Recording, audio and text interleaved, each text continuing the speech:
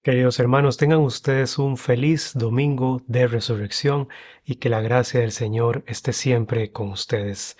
La meditación para el día de hoy, en cuanto al relato de hoy, domingo de resurrección, según el Evangelio de Juan, nos sitúa ante lo que es el acontecimiento central de la fe cristiana, sin duda alguna. Se nos dice, por ejemplo, que el primer día de la semana, María Magdalena fue al sepulcro al amanecer, cuando aún estaba oscuro. Vean qué interesante. Este detalle no es solo algo cronológico, expresa también la condición del corazón humano antes de la Pascua, todavía en penumbra, marcado por el dolor y la aparente victoria de la muerte. Pero precisamente es en esa oscuridad donde comienza a irrumpir la luz definitiva. El texto, si lo analizamos, es muy sobrio, casi contenido. No describe el instante mismo en que Jesús resucita. No hay espectáculo acá ni dramatismo externo o extremo en dado caso, sino que la resurrección, vemos, no es un fenómeno observable como un hecho físico ordinario, es un acto sobrenatural del poder de Dios que trasciende nuestras categorías. Lo que el Evangelio nos muestra entonces son los signos históricos verificables acá: la piedra removida, el sepulcro vacío, los lienzos en el suelo, el sudario cuidadosamente doblado aparte. Todos estos detalles no son casuales, hermanos, son importantes porque subrayan que no estamos ante una ilusión subjetiva ni ante un mito construido posteriormente. Hay un hecho real acá que ha dejado huellas concretas tanto en los primeros testigos, que fueron las mujeres y los apóstoles, como en la historia misma. Cuando Pedro y el discípulo amado corren hacia el sepulcro, se produce un momento decisivo. Ellos ven los lienzos, constatan la ausencia del cuerpo y el discípulo amado vio y creyó. La fe no nace entonces de una fantasía, sino de la confrontación directa con un acontecimiento que simplemente desborda toda explicación natural, toda explicación científica. Si el cuerpo hubiera sido robado, por ejemplo, los lienzos, vamos, no estarían ordenados. Eso no tiene sentido. Si se tratara de una experiencia puramente interior a nivel colectivo de los apóstoles, el sepulcro no estaría vacío. El Evangelio insiste en estos detalles para afirmar con claridad que algo real ocurrió acá. La resurrección, en este caso, no es el regreso a la vida biológica anterior, como en el caso de Lázaro, según lo comentábamos en la anterior meditación. Es la entrada de la humanidad, más bien, de Cristo en una condición nueva, una condición gloriosa, más allá de la corrupción y del tiempo como del espacio también. Es un acontecimiento objetivo, operado por el Padre en el poder del Espíritu Santo y que inaugura una nueva creación, una nueva forma de existencia. Así como la creación primera fue un acto libre y soberano de Dios, la resurrección es un acto igualmente soberano que transforma radicalmente la condición humana. Entonces, ¿a qué nos lleva esto? A que negar el carácter real y sobrenatural de la resurrección es vaciar al cristianismo, es vaciar nuestra fe de su misma raíz. San Pablo lo dirá con contundencia: si Cristo no ha resucitado, vana es nuestra fe. Por Dios, hermanos, el cristianismo, nuestra fe, no se sostiene sobre valores morales abstractos ni sobre la memoria inspiradora de un maestro religioso admirable como lo sería Jesús.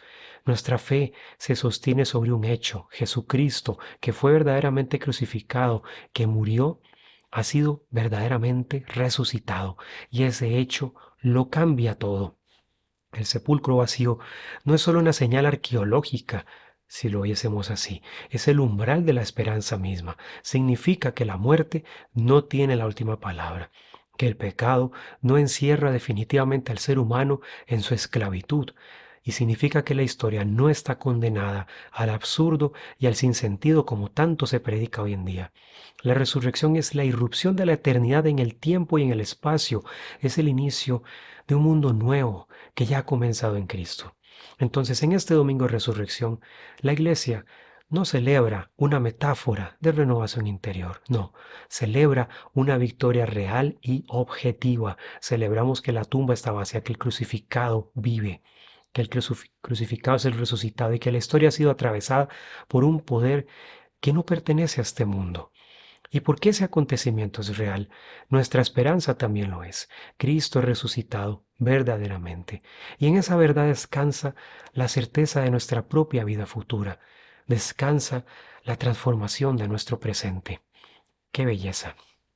Vean cómo a la luz del Evangelio también resulta imposible entonces no advertir el contraste entre la sobriedad contundente del texto y ciertas interpretaciones que, sobre todo en la época posconciliar en la Iglesia, han intentado diluir el carácter real y objetivo de la resurrección. Con antecedentes claros esto ya en la crisis modernista de inicio del siglo XX. El modernismo, que fue una corriente de pensamiento herética que fue explícitamente corregida por el magisterio eclesial en aquel momento.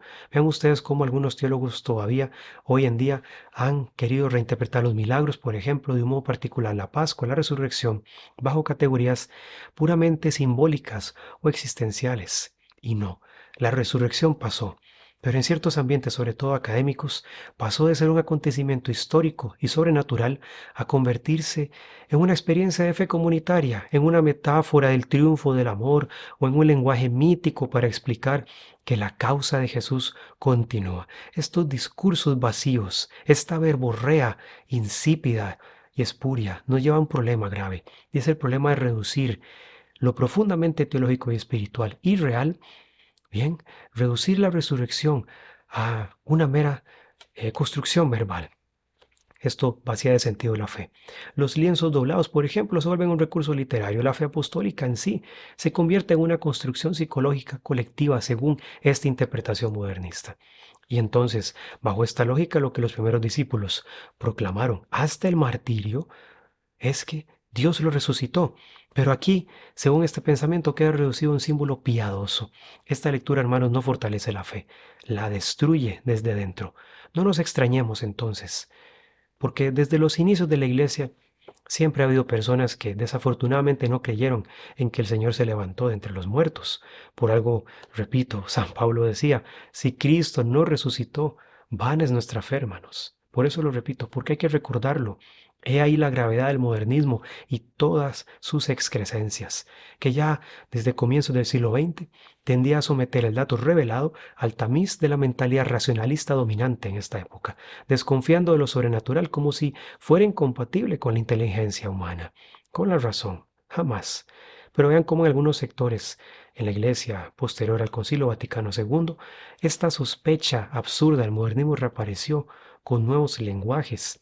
En época reciente se empezó a hablar de reinterpretar el dogma para hacerlo aceptable al ser humano moderno, como si la credibilidad de nuestra fe dependiese de su adaptación a los límites culturales de cada época o a la incapacidad, por no decir a la terquedad de las personas hoy en día para creer, para entregarse al Señor. No, hermanos. La iglesia no nació para acomodarse a las categorías del mundo. La iglesia no nació para adaptarse al mundo y a sus vaivenes. La iglesia nació para anunciar un hecho que nos trasciende a todos. Nació para procurar la salvación de las almas, que es su ley suprema. Y así lo será siempre. Entonces, reducir la resurrección a una metáfora, a una construcción simbólica, puede parecer pastoralmente prudente, pero en realidad es espiritualmente devastador. Porque si Cristo no ha vencido objetivamente a la muerte, entonces seguimos encerrados en ella, seguimos esclavizados a su poder. Si todo es mero símbolo, también lo será la esperanza de la vida eterna. Y si la Pascua es solo una experiencia interior, entonces el mal y la muerte conservan intacto su dominio muy real en la historia. El relato de Juan aquí es claro. Hay un sepulcro concreto que está vacío, unos testigos concretos que creen y unos signos concretos que mueven a la fe. La fe no nace del encuentro con un acontecimiento que es mera construcción simbólica. Es un acontecimiento que supera la razón.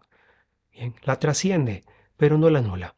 La resurrección es sobrenatural, sí, pero no por eso es irreal. Al contrario, es más real que cualquier otra cosa que podamos conocer porque inaugura la realidad definitiva.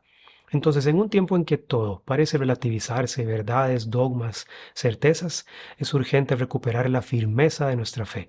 Cristo no vive solo en el recuerdo de sus discípulos ni en la continuidad de su mensaje. Él vive realmente porque ha resucitado verdaderamente con su cuerpo glorificado por el poder de Dios. Y esa verdad no puede ser negociada, nunca podrá ser negociada sin vaciar el corazón mismo del Evangelio.